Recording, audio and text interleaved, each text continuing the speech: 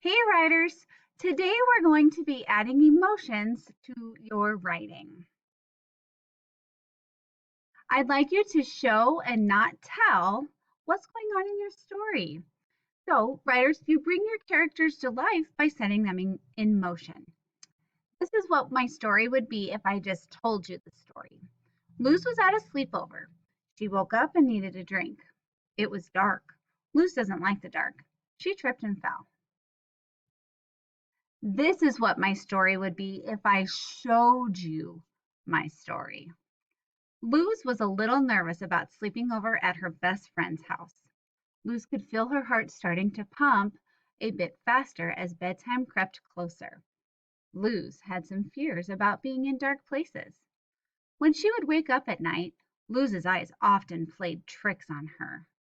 She was always thinking she saw shadows. Luz and her friend Sarah climbed into their sleeping bags, chatted a bit, and then fell asleep. Well, Sarah fell asleep. Luz lay there in the pitch black, wondering if her eyes were going to play tricks on her. Luz decided to close her eyes and try to sleep. So in this example, I let you know that she did feel a little nervous. That's an emotion. I told you she was a little nervous because her heart started to pump. Okay.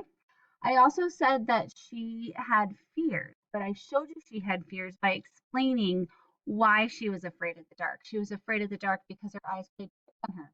She thought she saw shadows.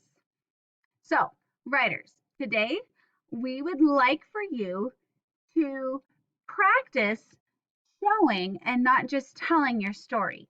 See what kind of emotions you can put into your story. Happy writing!